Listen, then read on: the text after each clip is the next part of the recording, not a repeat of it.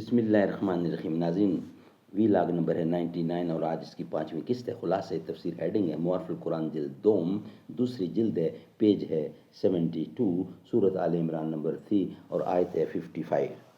جس کا خلاصہ تفسیر ہم آپ کے سامنے رکھیں گے۔ ناظرین، قرآن کریم کا ترجمہ، تشریح، تفسیر اور تلاوت ہم آپ کے سامنے رکھتے ہیں روزانہ کی بنیاد پر۔ ناظرین، اس کتاب کا ٹائٹل ہے معارف القرآن جلد نمبر 2، سورۃ آل عمران سے لے کر سورۃ النساء تک، پارہ نمبر 3 رکوع نمبر 9 سے لے کر پارہ نمبر 6 کا رکوع نمبر ہے 4۔ ناظرین، اس کتاب کے رائٹر ہیں حضرت مولانا مفتی محمد شفیع صاحب عثمانی رحمۃ اللہ علیہ، مفتی اعظم پاکستان۔ نحمده ونصلي على رسوله الكريم بسم الله الرحمن الرحيم قال النبي صلى الله عليه وسلم خيركم من تعلم القرآن وعلمه۔ بہترین لوگ وہ ہیں جو خود بھی قرآن پڑھیں، دوسروں کو پڑھائیں، سکھائیں اور لکھائیں۔ بے لو سے محبت ہو، بے باک صداقت ہو، سینوں میں اجالا کر دل صورت مینا دے، احساس عنایت کر آثار مصیبت کا،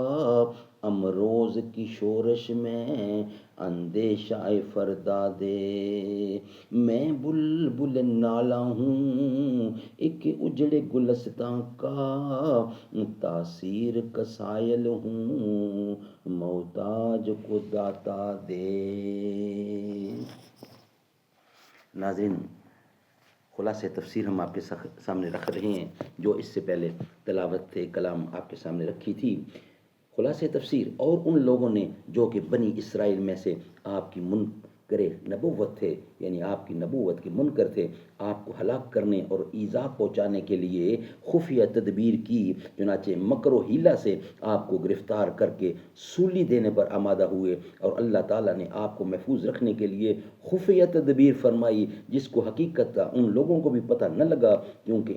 انہی مخالفین میں سے ایک شخص کو حضرت عیسیٰ علیہ السلام کی شکل پر بنا دیا اور عیسیٰ علیہ السلام کو آسمان پر اٹھا لیا، جس سے وہ محفوظ رہے اور وہ بمشکل سولی دیا گیا، اور وہ ہم شکل سولی دیا گیا۔ ان لوگوں کو اس تدبیر کا علم تک بھی نہ ہو سکا، اور دفعہ پر تو کیا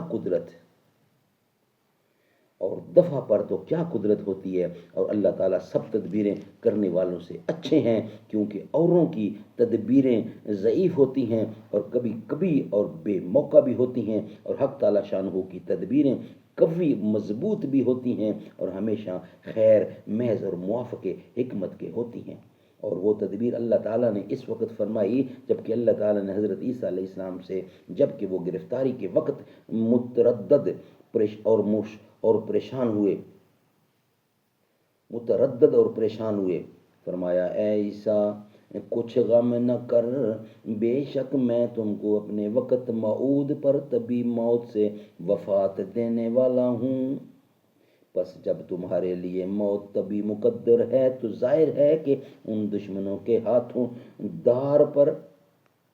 جان دینے سے محفوظ رہو گے، تختہ دار پر جان دینے سے محفوظ رہو گے، اور فی الحال میں تم کو اپنے عالم بالا کی طرف اٹھائے